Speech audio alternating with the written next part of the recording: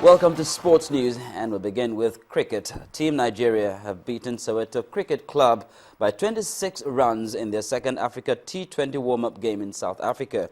Coach Clive Ogbemi's team achieved the target of 171 runs that was set before the match. Saeed Akolade scored 38 runs of 21 balls, enjoying a good partnership with his captain Kunle Adegbola, who made 25 runs off 22 balls. In football, in the Nigeria Premier League, Akwa United defeated former champions Enyimba 1-0 at the Oyo Township Stadium in one of the games of the NPL. Kufre Ebong scored the winning goal in the 44th minute. Ebong latched onto a pass from Ezekiel Bassi to take his goal tally to 5 this season. Akwa United moved up to 7th position with 39 points, while Enyimba remained in 3rd with 40 points. And this time, no mistake for Akwa United. It's Akwa United taking the lead here in just 1 minute of additional time. And what a goal it was. The Enyimba defense had no time. In other games in the Nigeria Premier League, Nuhu Mohammed scored in injury time as FC Taraba forced champions Kano Pillars to a 1-1 draw. Enugu Rangers battled to a 2-1 win over Dolphins of Port Harcourt. Relegation-threatened Crown tore apart second-placed Nasarawa United 3-0 in Ibadan. Toti Okoro struck on his debut as Abia Warriors downed Giwa Football Club 2-0. Frank Egareva bagged a hat-trick, with Bayelsa United easing their relegation woes, scoring a 3-1 win over Nembe City. Sharks Football Club turned Gombe United back with a lone goal defeat, while Heartland needed goals from John Nnam and Osas Okoro to beat Kaduna United 2-0.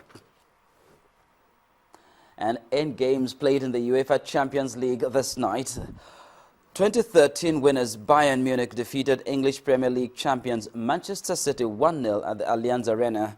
Jerome Boateng's goal in the 90th minute gave the Bavarians victory in the game.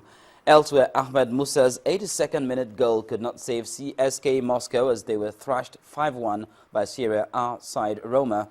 Ajax held French moneybags Paris Saint-Germain to a 1-0 draw, while Gerard Piqué's goal on 28 minutes was enough to give Barcelona a 1-0 victory over Apoel Nicosia. Chelsea played a 1-0 draw with German side Schalke. Maribor also played 1-1 with Sporting Lisbon. Atletico Bilbao played a goalless draw with Ukrainian side Shakhtar Donetsk, while Portuguese giants Porto beat Bate Borisov a massive 6-0. And that's it on Sports News. It's back to Ijoma with the rest of the news at 10.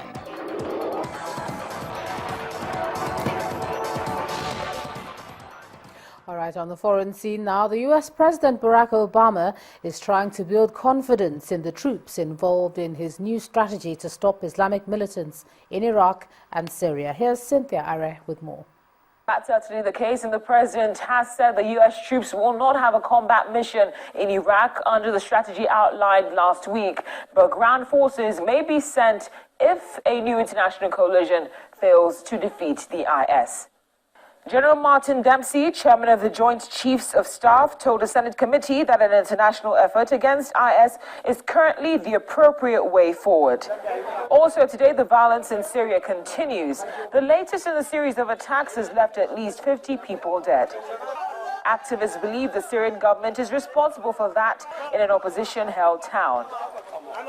Then, despite the ongoing crisis in South Sudan, the government has issued an order to non-governmental organizations and private firms to fire certain foreign workers by mid-October. The Labour Ministry says roles ranging from receptionist to executive director should in future be filled by South Sudanese nationals. Finally, after weeks of fighting between Hamas and Israel, Israeli and Palestinian officials have now agreed to allow building materials into the Gaza Strip for reconstruction. I was happy to announce to the Council that the United Nations has reached agreement with the Palestinian Authority in Ramallah and with the Israeli government on a new temporary reconstruction mechanism, which, if implemented in good faith by all these three parties, should enable us to start as soon as possible. And those are the top stories on the foreign scene. It's back to you, Ijoma.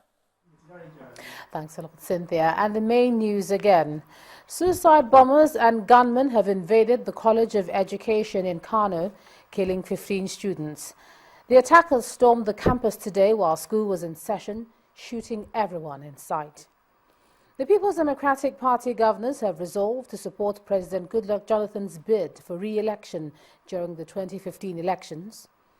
And the World Bank has warned of a catastrophic impact of the Ebola outbreak and that it may have that impact on West African economies. Well, that's the news at 10 tonight. Thanks a lot for staying with us. Focus on Africa is up next. I'm John Nyato. Good night.